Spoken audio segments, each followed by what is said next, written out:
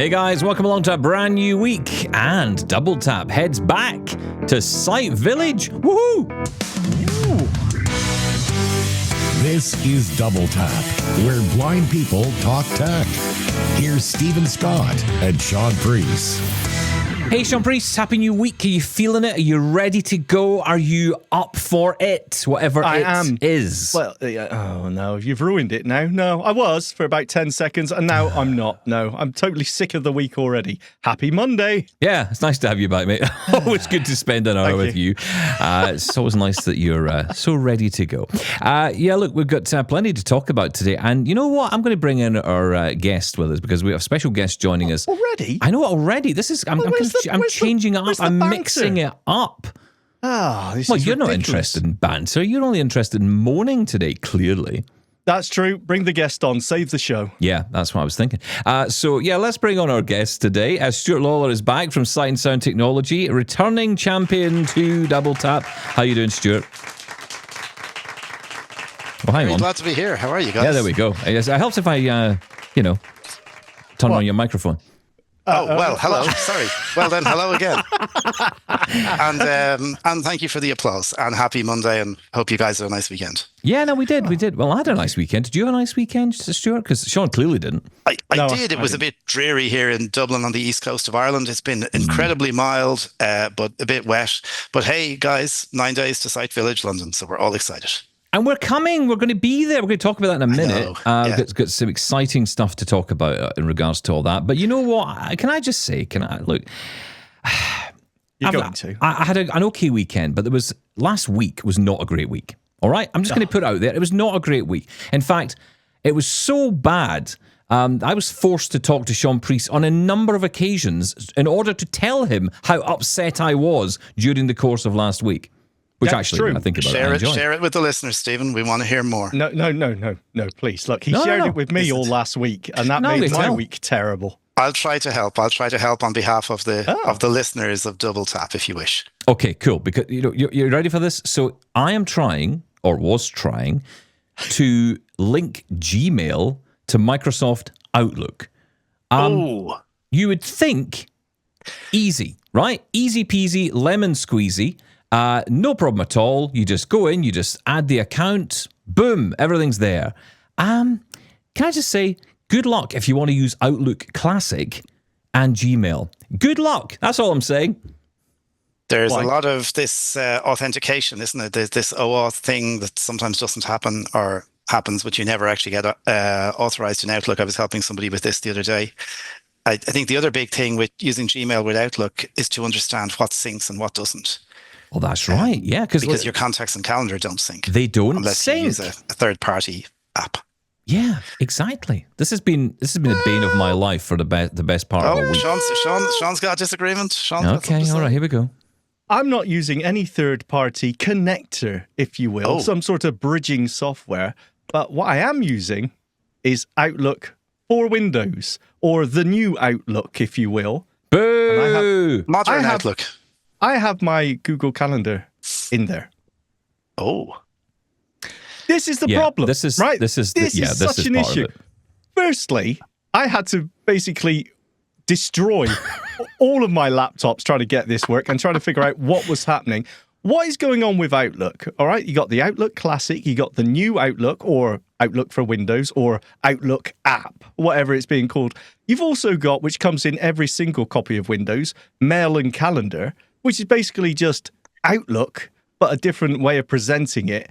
It is so confusing now. I think I heard that Mail and Calendar, though, are on their way out, aren't they? I They think are. in favor of Outlook. But I have a question, I guess, for you both, because you talked, I do believe, was it about a week ago on the show, that you were very happy with the Gmail web interface. Mm-hmm. So I'm just curious, why was there a need to go back to Outlook? Yeah, Stephen, why? Thank you, Stuart. Great question. So here's the thing. It was okay until I actually started using it. It's that thing of accessibility and usability. So It's still fine. What are you talking it's about? okay. So composing an email, fine. Replying to an email, I'll be honest, I was continually getting lost because the fact you have to continually use different cursors in order to access the various parts of the system in the right way. So, if you're in JAWS, for example, you would turn virtual cursor off once you're in the message list, so you can arrow up and down, and you can use those web-specific keyboard commands like C for compose or R for reply or whatever it might be. But once you're actually in the message, you turn back on that virtual cursor so you can navigate around. Now, with NVDA, it kind of does its own thing. NVDA says, do you know what? I think I'll turn it on. I think I'll just turn it back off again. And it's always correct. I think I'll turn it off. And then I don't know where I am. And suddenly I'm getting blank line, blank line, blank line, blank line. And then I change the cursor and it starts reading it. And then it doesn't start reading. I was totally confused. Could not understand where I was on the page. And I thought, I can't work like this. So do you know what this is? Outlook This is the typical, oh no, change is happening. Oh no, the fear. What's it? Just stick with it for a bit. You'll get it. I got bored. You got to go running back to classic, haven't you? You see, I wonder, Stephen, on that basis, would you consider then taking the jump from Outlook Classic to New Outlook if it's working for Shaun with his calendar? Great, by the way. Amazing. I will say, because in this process of 4 days, literally 4 days, we were going through this. I think Shaun's still dealing with the effects of having to deal with me. Yeah, suffering with the effects of me doing this. But yeah, because I think your machine now has about 800 different Google accounts on it. Yeah, exactly. Yeah, different setups and fun. I mean, we were finding things. I didn't know, for example, that in the Windows settings, you could add email accounts in there.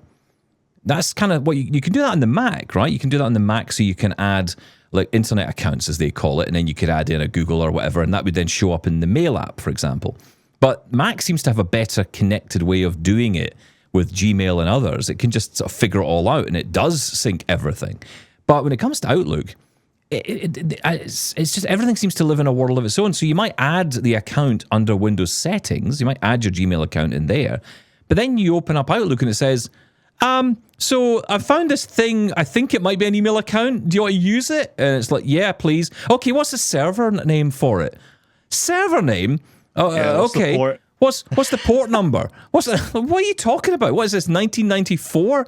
How difficult is this to set up an email account? And then after all that, as I found, you don't get calendar. You don't get contacts.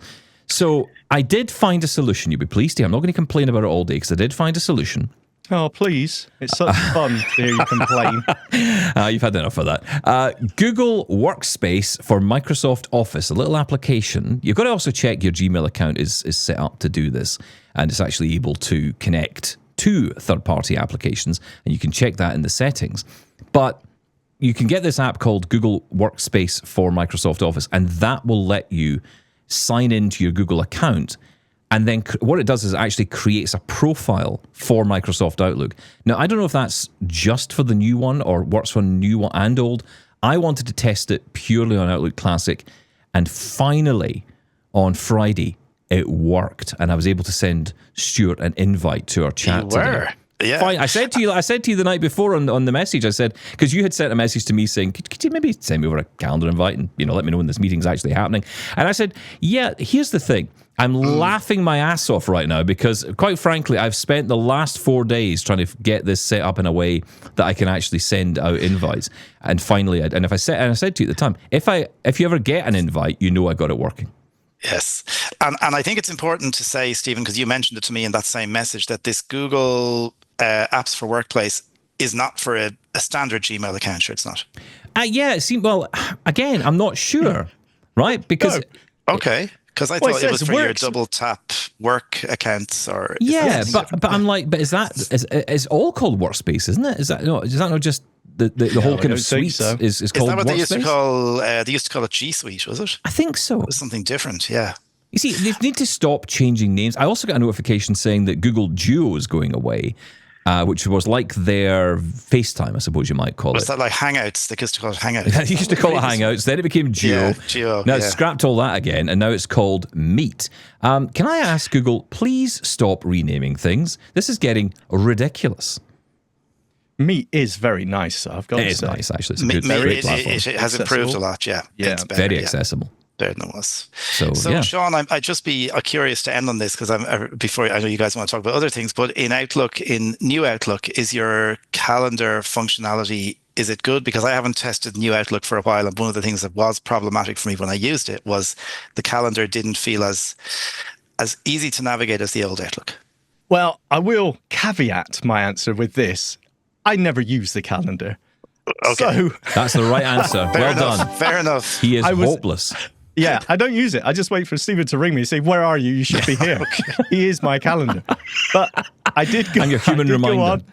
I managed to change it to month view, and I was able to tab around. I was able to find the event. I was able to hit enter to open it into full screen, find the link, and open it. So if that's better than the classic or worse than the classic, I don't know. But I've got to say, look, I'm so keen, like Stephen, even though I had a bit of a go at him, I am so keen I want to stick with classic because that's what I've been using. Yeah.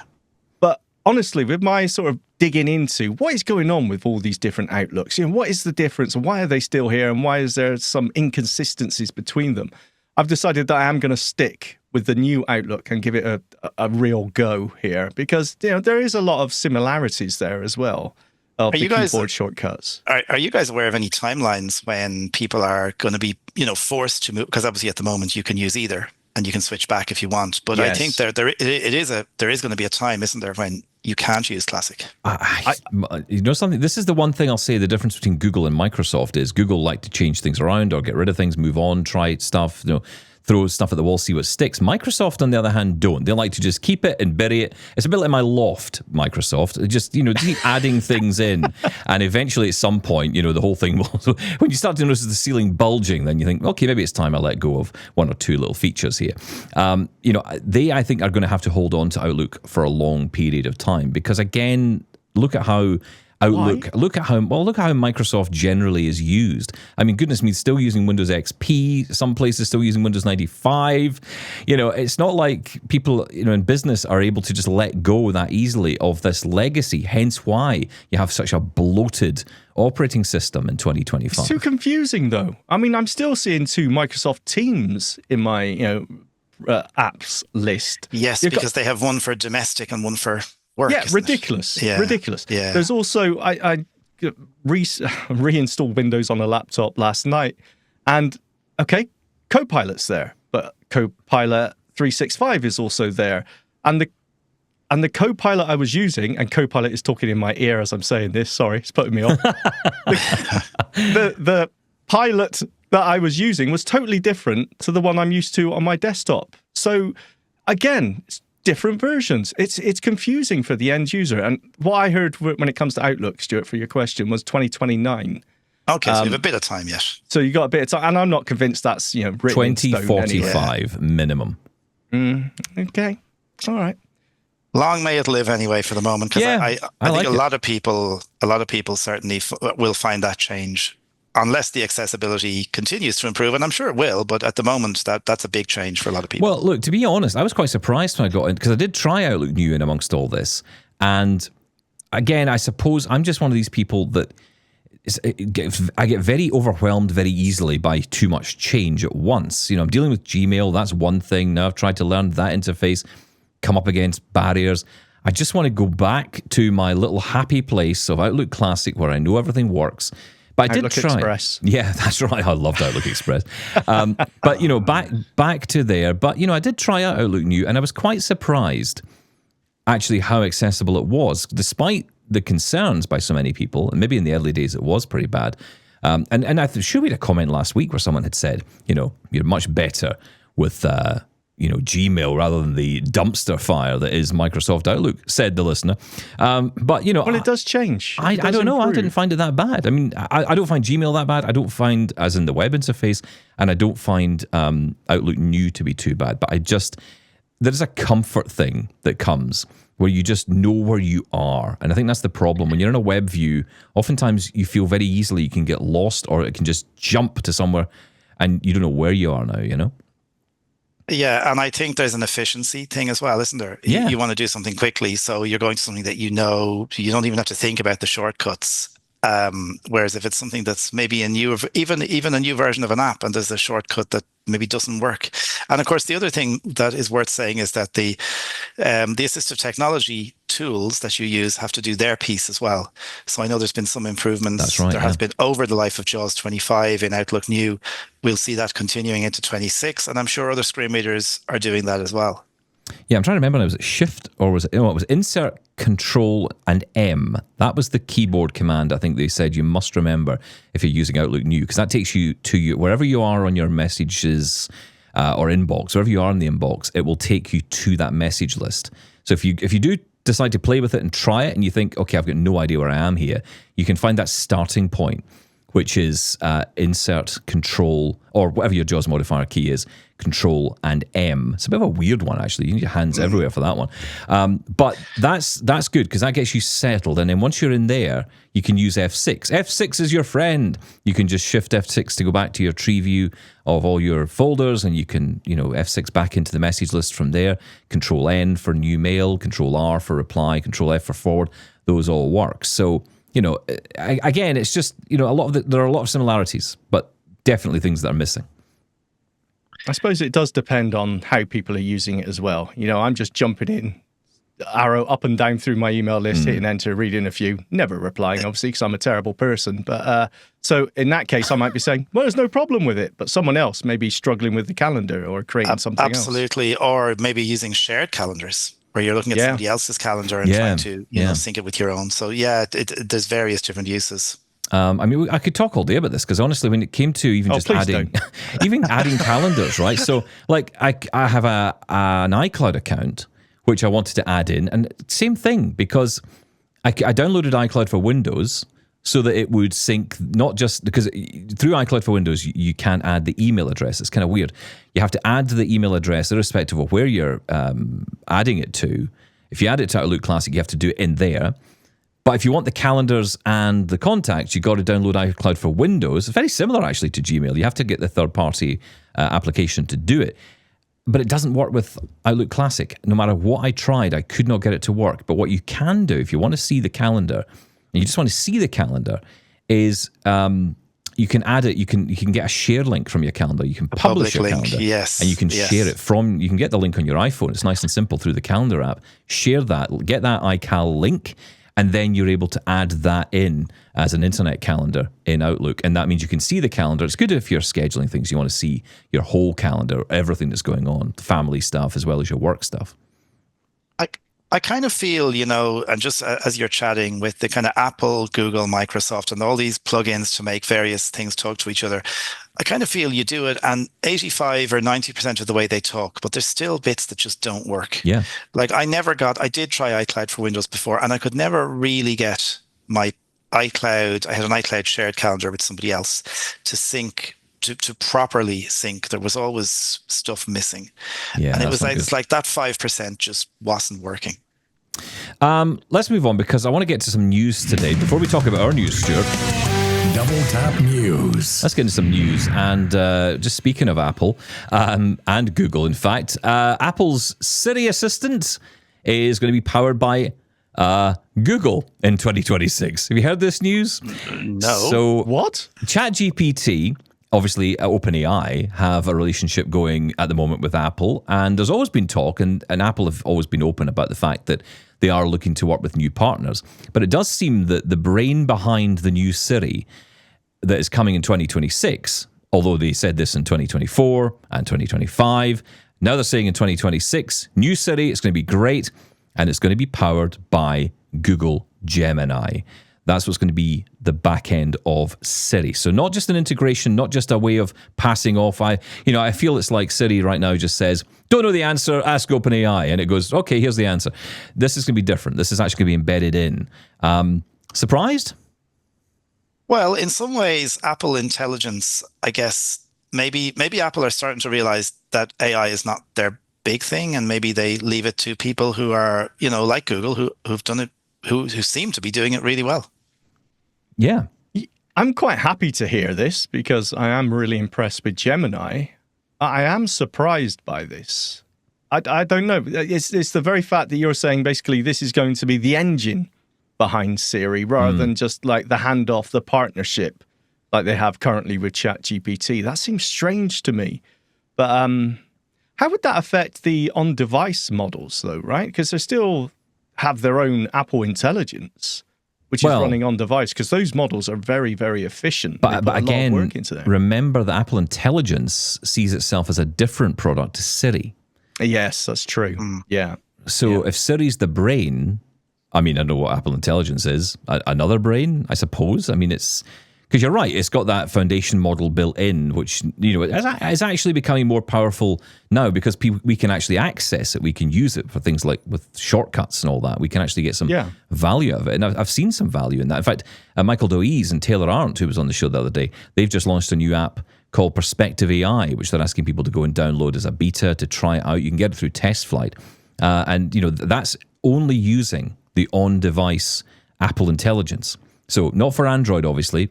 I say that because it sounds obvious, but sometimes you've got to say these things. But Perspective AI is only on iPhone, but it will be using only the on-device. The question is, or I suppose the thing is, how useful is that going to be? What can it actually do in terms of, if you ask it, who's the Prime Minister of somewhere, is it going to know the answer? Because is that the info that's in there? Yeah, exactly. Because it's a small model that's on there. And I'd also, so sorry, just going back to the initial news story for a sec. Does that mean that Siri in 2026, you won't be saying ask ChatGPT XYZ? It'll be going off and asking Gemini? Well, I don't know, because I mean they've talked before, and they talked about this last year. They said that they would be building in a number of integrations, so you could potentially ask ChatGPT or Gemini. But what this is suggesting. And of course, it's all rumor at the moment. We'll find out next year what's really going on. It might be maybe just it's another integration, and that's all this is. But by the sounds of it, it's suggesting that they're actually using Google Gemini as the backbone to Siri, which is a different kind of integration because it's more fundamental. It's really difficult to believe that rumor. I've got to say, it just doesn't sound like Apple. I don't know. I mean, look, Apple wanted to make their own search engine at one time, and instead they paid Google to do it. I mean, this is kind of not that dissimilar. I mean, people young enough to remember iPhones back in the day when, they came out and, there was talk of building a kind of an Apple search engine, but it didn't happen. So instead they partnered up and gave a huge amount of money to Google to be their search engine. And that got around that, which in some ways probably propelled Google to the size it was. I suppose it makes sense if a company has a particular expertise and they do something really well, then why wouldn't others pay for that on there, even if it's on a competing device? Mm-hmm. Yeah, absolutely. But aren't we still in the arms race here when it comes to AI? People are still trying to position themselves as the leader when it comes to AI. I mean, OpenAI were the leading force, and now I would argue Google are equal, if not slightly ahead. But I don't know. It just seems a bit early to say, okay, we give up. Gemini, can you sort Siri out? No, I don't think they're giving up. I think what's happening here is that Apple never move quickly. That's Apple's problem in this, especially in this case. It doesn't really matter with everything else they've done in the past because they've always ended up leading in most areas they've gone into, or at least built hardware and software that people really like. You can feel that cohesiveness of it. It works well together, all of that stuff. But with AI, it's so quick. Everything's moving so quickly that Apple just aren't a company that move quick enough to keep up. So in my mind, this is a temporary solution. This is the temporary solution that gets them through, that gets them away from these headlines that Siri is terrible, that Siri is useless. Everything might be great about the new iPhone 17 Pro or whatever it might be, but Siri still can't understand. Like the other day, I asked it to open up Amazon. It said, "Do you want to open Prime Video or Amazon?" I said Amazon, and it opened Prime Video. I mean, what the actual? Firstly, the workaround for that is to say either open the first one or open the second one that it reads out to you. Never say the name again because it never gets it right. Because that would be idiotic, wouldn't it? To actually say the thing that it's asked me. I know, it's ridiculous. Secondly, say open Amazon Shopping and then it will open that one directly. Actually, because I noticed it does the same with Copilot. Do you want Copilot or Copilot 365? Just back to your point earlier, Sean. It's two versions of Copilots. So there you go. So we'll see what happens with that. I also want to mention briefly, just talking on Google, and a lot of Google love today, but quick shortcuts. Now, this is a thing. I have never heard of this. And, if there was any value in hanging around on X, as I do every so often, is to see tweets like this where, I learn about something I had no idea even existed. So this is a thing called, and you can search for it yourself. You can go to whats.new. That's all you need to put in, whats.new /shortcuts. If you search for that, you'll get the full list of every single shortcut that's in there.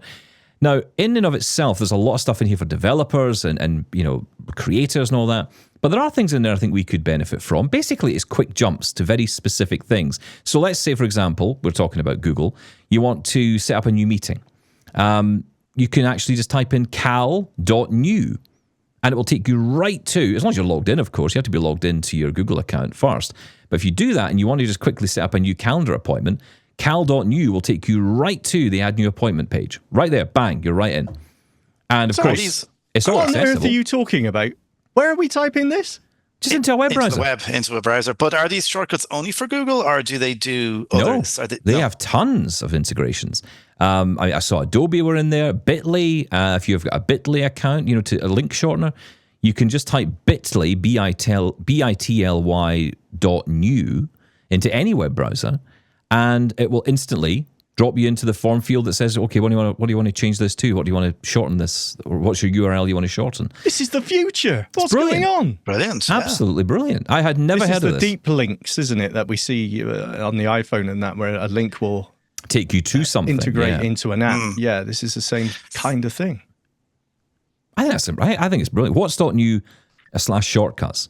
You guys are going to be checking this out. Go there, definitely. Yeah, I'm doing this after the show. Yeah, I'm doing it now. As I say, there's a ton of things in there that won't be of interest to any I'm a of us. guest, Sean. I have to focus. You can get away with it. I can't. Okay. No, he can't get away with it. Trust me. He's not good at multitasking. But no, it's got things for all the Google stuff like docs.new if you want to set up a new Google Doc, sheets.new, meet.new. That was another one if you want to set up a video call or make a call. It's just a really simple way. And like I say, that's all you type in. You don't have to put an HTTP or any of that stuff. You just type in whatever it is .new, and these shortcuts will work. So check them all out. What's.new/shortcuts. I thought it was really interesting. I like it. Actually. Yeah, that's great. That is a top tip from Double Tap, courtesy of X. Well done. Hey. You see, Elon's not all that bad, is he? He makes the rockets. He's got the tweets right, going. Leave it. Quickly move on. Right, okay, fine. Let's talk about Focus 14 and Focus 40 Braille displays. This is perhaps the most unusual story I've heard all year so far, because this device is, it's reaching an age, let's be honest, Stuart. 2018 it came out. 2018. What is it, 7 years old? Sorry, 9 years old. And it's got an update. That's clearly never my strong point. Yeah. You're a good friend here. Don't worry, you're a good place. It got an update. It got an update, which brings. All right, have we got over the age? Okay, so 7 years old. The story is that. Was it dog years? What are we talking? So the update brings HID support for Braille. So, Stuart, what's that? Tell us what's going on here. So HID support. HID is a human interface device. So basically, what this means is you can connect a Braille display to a computer using USB or Bluetooth, or to a mobile device, just as though you can with a keyboard. So it doesn't require, the way you'd be jumping through hoops, especially on Windows back in the day, to install drivers. And people still are, by the way, to install drivers for a particular Braille display. With HID, it's just there. You don't have to install a driver. It just connects as a universal device. And where people will really see the benefits for this, I think, well, at least you'll see them straight away, is on the mobile platform. So iOS and Android, I think it's Android 15 onwards has HID support. So if you're on earlier Android, you won't. But on iOS, something simple as, for me and for a lot of people, the bug that would drive people crazy before is if you unlocked your phone, sometimes it would connect to your Braille display, sometimes it wouldn't. It just was very hit and miss. And sometimes you'd have to go in and go back into the settings and go back to VoiceOver and Braille, etc., and connect again. This time, it just does it all the time. It's really reliable as a HID display. So the update is out for all the Focus 5th series devices. And I do recommend people download this. There's a few other minor improvements to the scratch pad, but this on its own is a massive update. And actually, we didn't think that the hardware even supported this. So it's really interesting that they've done this now. And it's great. Kind of shows the longevity of these devices, doesn't it? You spend quite a bit of money on them at the time, but that price is kind of worth it for the amount of time you get out of it. I mean, like you say, I was really surprised to see that these were even getting updates at this stage. I've got one of these and I'm thinking, okay, this is great. I mean, now I can use it in this way. Yeah, definitely. And I think, again, people will see improvements on the Windows end as well. There's support for HID displays coming into JAWS. There's support for HID displays coming into other Windows screen readers as well. So it's going to be much easier in the future. And just plug your Braille display in and you're connected. I'm sorry. Okay. This HID support. Where does this come from? Is this at OS level? I know we were waiting for Android to add HID support when it comes to Braille displays for a long time. Is this like a universal thing, or is this down to the screen readers, or as in this case, the firmware? It's a protocol. So I suppose once the protocol is added and recognized, I'm not sure why. And the HID Braille is a particular protocol specific to Braille displays. So that obviously wasn't in Android for a while, which is why it couldn't be used. Yeah, but I mean, HID has been about for the longest time, right? It's built into the OSs itself. So this is specifically for Braille displays. For Braille displays. Yeah, over HID. Yeah. Oh, okay. I got it. Cool. So it is using HID, but it's a protocol specific to Braille displays on HID. Right. Okay. And you still say that there's some displays out there that don't support HID even now? Oh, yeah. Well, so, and I mean, obviously the older focus displays, and just, I will say to people, please do not try to install this on older focus displays. I'm not even sure it would let you, but don't try. The HIMS devices are not supporting HID at the moment. I think they are going to support HID on USB. That is about to happen, but I'm not sure about Bluetooth. The HumanWare devices do support HID. The Brailliant series supports HID, as does the Mantis. So it's definitely coming, and the new Harpo Braille Pen 24 supports HID. Yeah, that's cool. I mean, if anyone's got one of these, and there's plenty of them out there. Let's be honest. I mean, I've got mine, but the only thing I've got an issue with is my Focus 14. The battery is, it's just dead.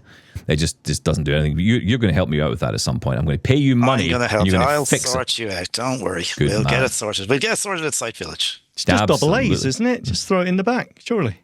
Yeah, I'm Pencil sure it is. Batteries. Yeah, screwdriver and... Yeah, there you go. Off you go, Stephen. A bit of DIY there. Oh, well, DIY, I'll be all in. I'll be utterly wrecked. Yeah. No, you mentioned Site Village. Double Tap is returning to Site Village in London on the 18th and 19th of November. We're going to be coming down, courtesy of you guys at Sight and Sound Technology. You guys are stars. Stephen, we are so excited about this. And actually, when we started talking about this, about 10 days ago, or a little more. Make it sound longer. Make it sound like we've been planning this for like years. Well, yeah, of course. Yeah. Well, actually, we were probably saying, wouldn't it be great if? And then we started seriously talking about it. Great for Sight and Sound to have you guys with us on the stand, talking to people. I mean, people are going to come up because Double Tap are there.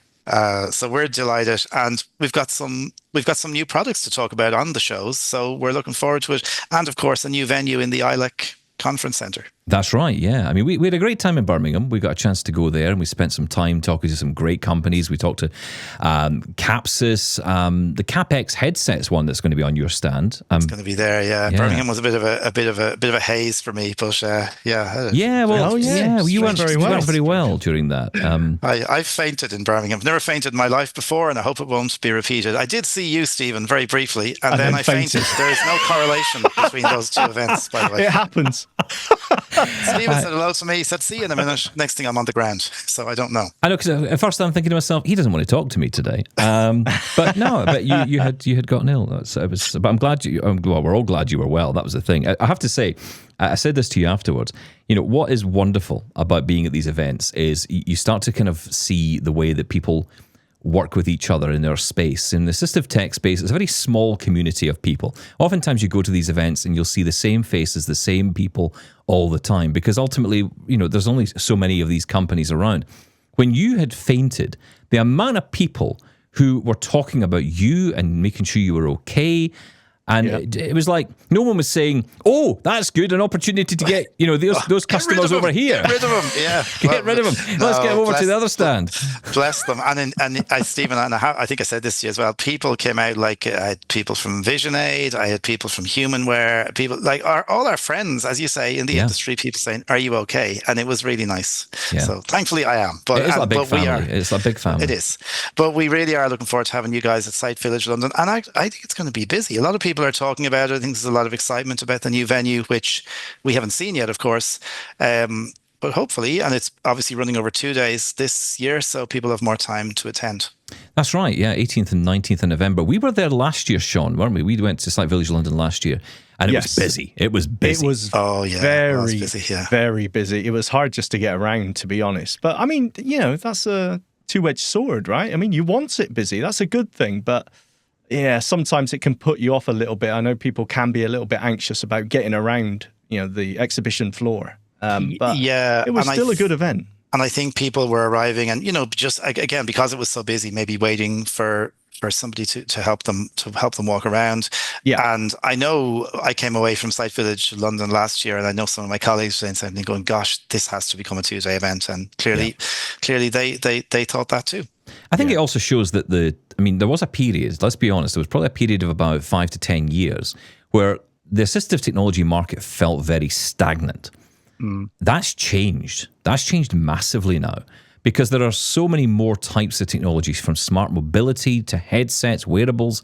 And of course, it's a great opportunity then for those people who are interested in all that to come and learn about, and this is one thing I'm really keen to learn when we come to see you guys at Sight and Sound Technology, is especially low vision tech. Loads of people there last year were asking me, why they asked me, I don't know. I was only able to point them in your direction. But, they were saying, tell us about, the best desktop magnifiers out there and tell us what's out there. People still buy these things. They still want these devices. They still need them.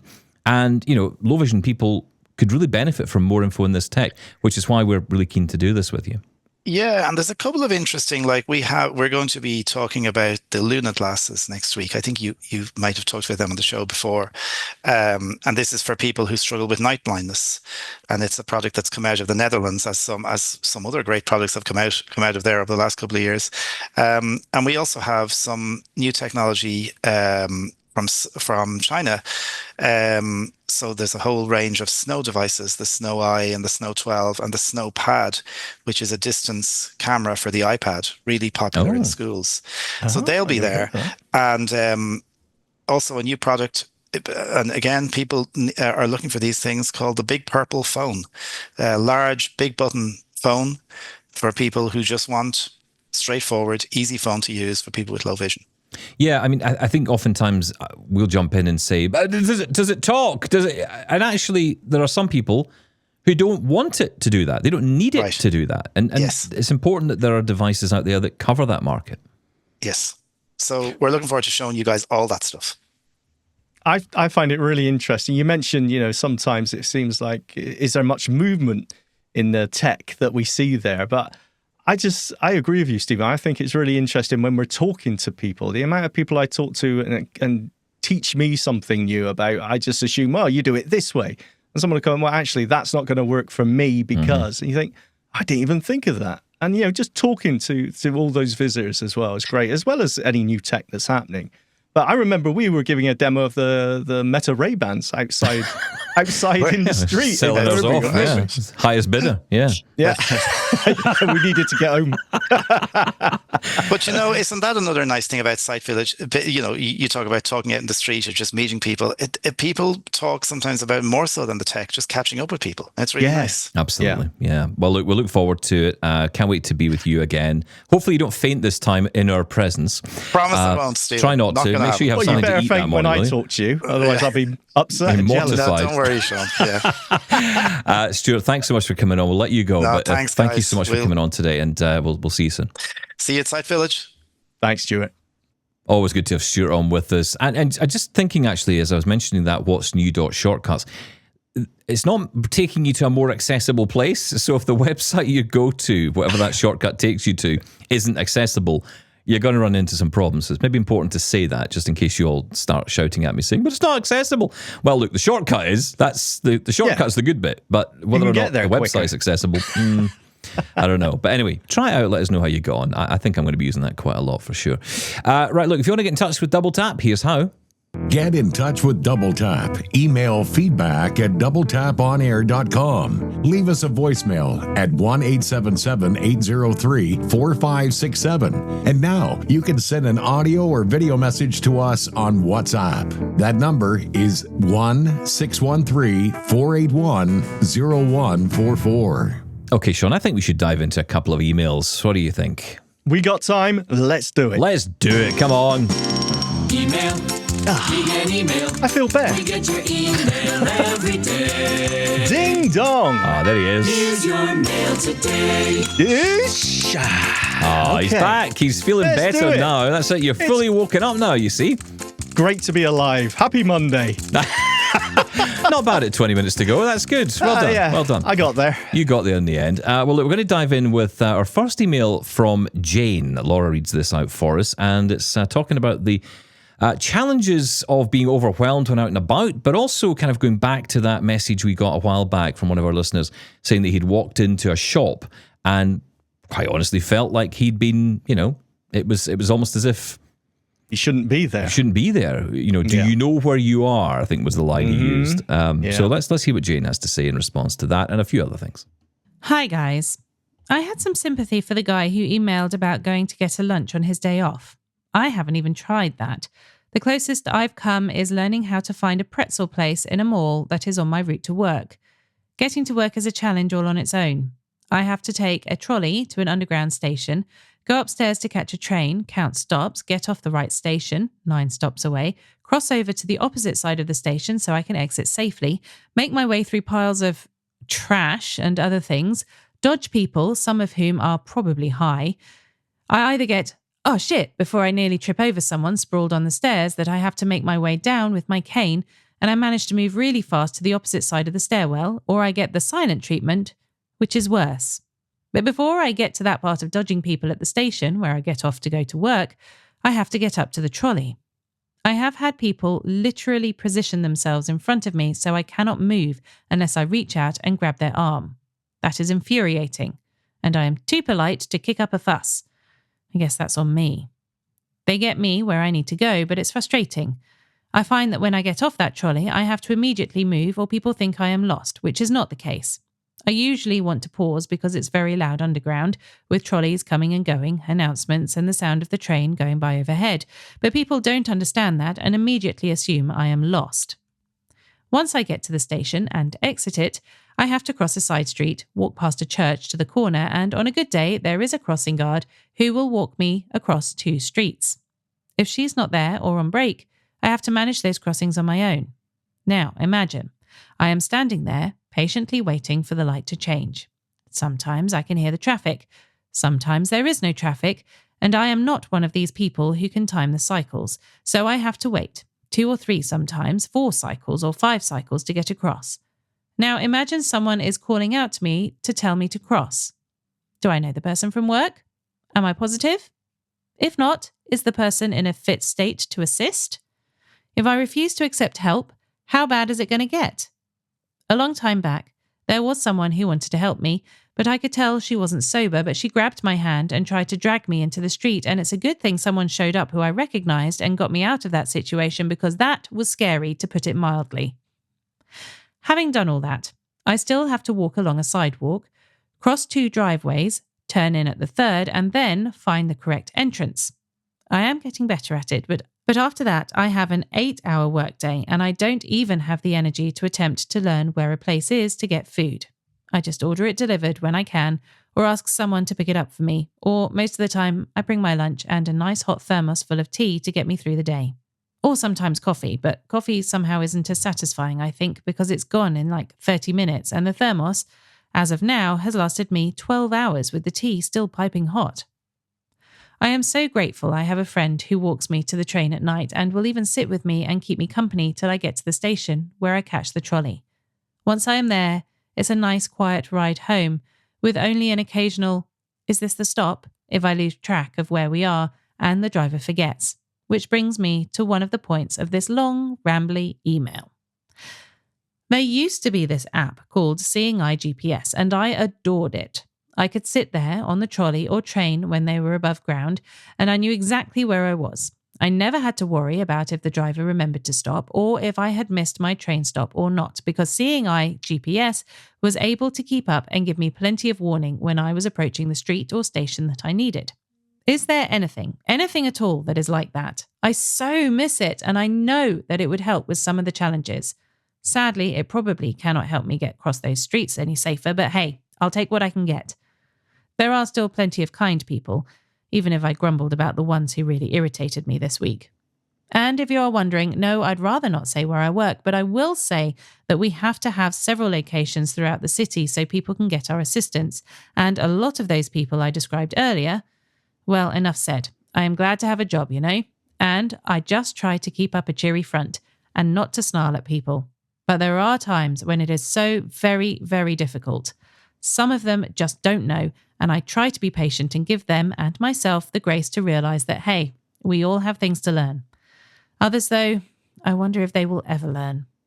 From Jane.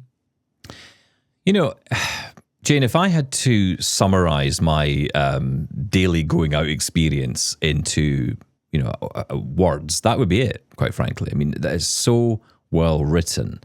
It explains the story of our mental gymnastics that we go through every day before we leave the house. And in some cases, it stops us going out. I know only too well the anxiety, the challenge of going out over that front door. It's funny when I hear from people who, often have told me over the years of the Paralympian who did really well, or the mountain climber, or whatever it was, the person who flew a light plane, or whatever it was that they had done as a blind person. And, they were using that as a way of saying, well, look, I mean, it's not the end. It's okay. It's things you can do. What the truth is, the hardest thing you can do is get over the front door. That's the hardest thing. If you can get through that can be the biggest achievement in someone's day. And I think that's probably a more common reality for most of us than flying a plane, with a blindfold on, or, bad idea, by the way, don't do that. They only do that once or twice. That commute Jane is doing every single day. And I totally agree with you, Stephen. I mean, I'm feeling anxious just listening to that description. But I mean, what other choice is there, right? You do what you need to do. And I think that description was just so spot on 100%. About, the anxiety you feel. And when you say to someone, I commuted to work, I'm tired, people think, what on earth are you, no. My favourite used to be, oh, yeah, I know what you mean. I know what you mean. Yeah, really? Like, you went through all that, did you? You went through all that? Because you're right. I mean, look, I used to travel to work every day, and I was fortunate enough to have a taxi through access to work. And on the odd occasion that, either the taxi couldn't do it, or maybe I was leaving and there was some issue and I would, a motorway was closed or something, and I'd say I'll get the train instead. It was an absolute nightmare. Now, granted, that's partly because I was only doing it every so often. If I started getting into a routine of doing it, that might have improved. And I've noticed in my own life, that is the case. Things are getting a little bit better for me because I'm starting to do things more regularly. Granted, it's very small walks, it's very small distances, but I'm starting to gain confidence again. Even crossing the road, which I have to say, it terrifies me to this day. Crossing a road is terrifying. And, I'm listening as best I can. And if it's a windy day, I'm just like, oh, no, don't be a windy day. Please die down so that I can hear the cars. And sometimes you got to rely that people will see you. Yeah. That's I'm relying that someone will see that I'm here, and, they're paying attention sometimes because you've got no choice. And every driver seems to do the same thing. They seem to just slow down and stop. Obviously they can't say anything unless they lean out the window. I will say that's one thing about, where I grew up in Glasgow. People would lean out the car and, right, go, kind of thing. And I appreciated that. I liked that.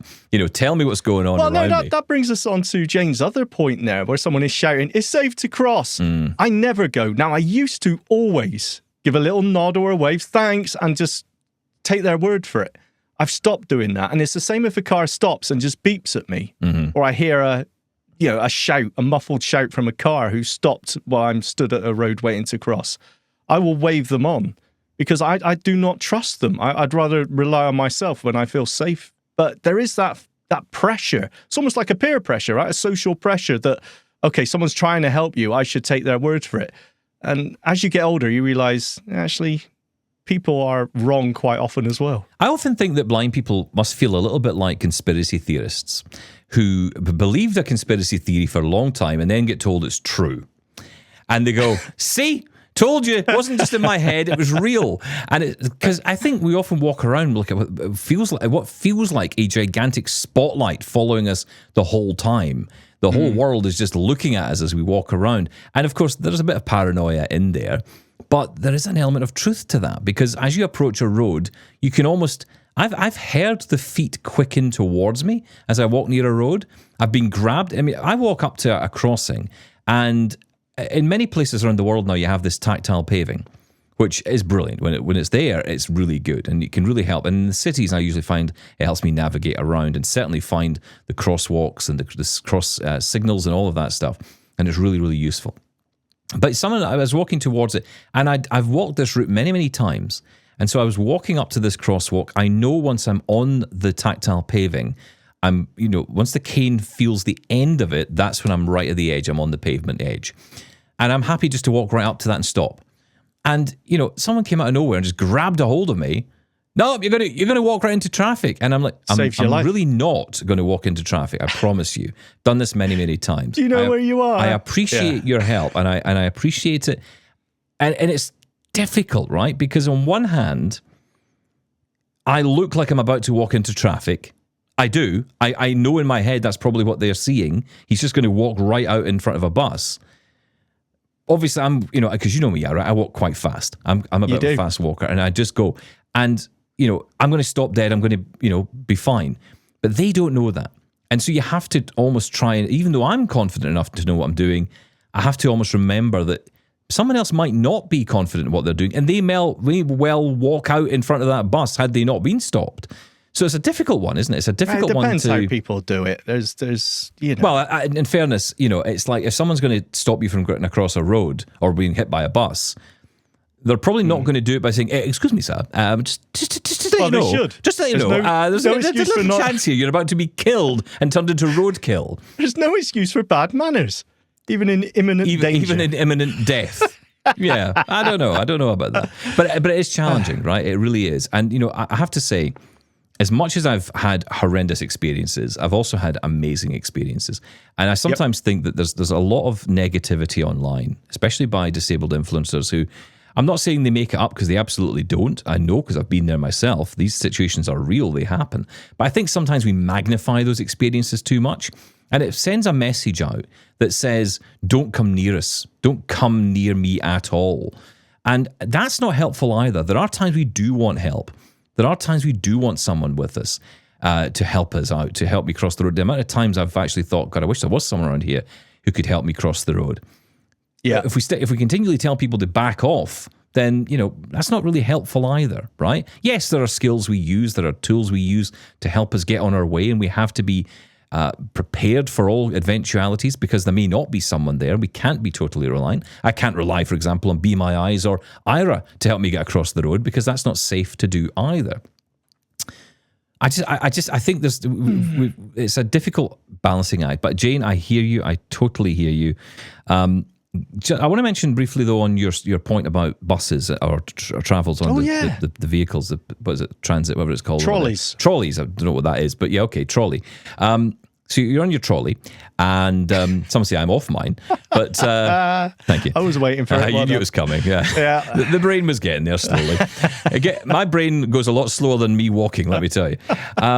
But yeah, the app I would recommend for you is Moovit, Moovit, because I used this just the other day to help me get to the hospital, and it was wonderful because I had set the route in advance to go from my house to the hospital, and it involved 2 buses.